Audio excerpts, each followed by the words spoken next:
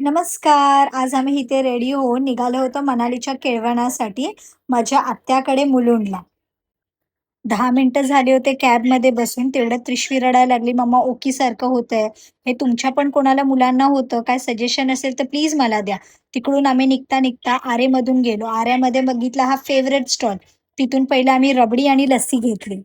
बघता-बघता पोहोचलो मुलुंडला. ह्या माझ्या बहिणीनी मस्त असं आमचं फूल टाकून स्वागत केलं.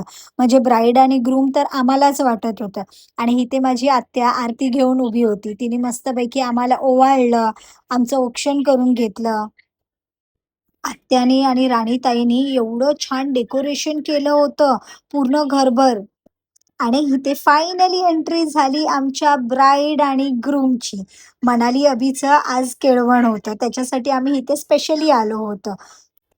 मनाली अभिबरोबर आत्याने आमचं सुद्धा केळवण घातलं होतं, कारण की माझ्या टायमाला हे काही केळवणाची वगैरे प्रथा नव्हती. मनाली अभिसाठी आत्यानी फ्रेश फ्लॉवरचं सुंदर असं डेकोरेशन करून घेतलं होतं. मग इथे आम्ही थोडं सगळ्यांनी फोटो सेशन करून घेतलं. हे दोघं किती क्यूट वाटतायत ना एका फ्रेममध्ये. बघता-बघता एवढे कमी दिवस उरलेत लग्नाला आणि हे आत्यानी बाहेर अशी मस्त रांगोळी काढली होती फुलांची आणि हा पूर्ण एंट्रन्स असा डेकोरेशन केला होता फ्रेश फ्लॉवरनी, स्पेशली मनाली अभिसाठी. आणि हे टेबलवर सुद्धा त्यांची ताटं ठेवायला हे छानपैकी असं डेकोरेशन केलं होतं. प्लस तिने हे डायनिंग टेबल पण पूर्ण असं छान सेट करून घेतलं होतं.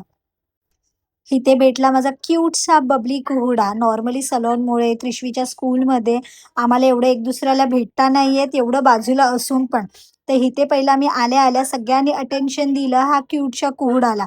त्रिशवी पण एवढी खुश झालेली कुहुडाला भेटून आणि हा आहे आमचा देवांश दादा, जो इथे मुलुंडला राहतो. मग त्रिशवी, देवांश, कुहुडानी तेवढी धमाल केली आणि आत्याच्या बाल्कनीमध्ये येऊन तर माझ्या पायाला एवढं टिकल व्हायला लागलं. 34th फ्लोअरला त्यांचं घर आहे.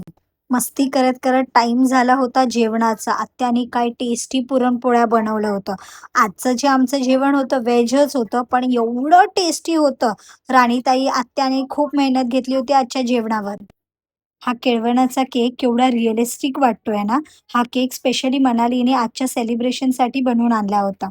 आणि इथे आम्ही चालू केलं ह्या दोघांचं केक कटिंगचं सेलिब्रेशन. आज आम्हाला आत्याकडे खरंच खूप मजा आली. जुने आमचे लहानपणाचे दिवस आठवले.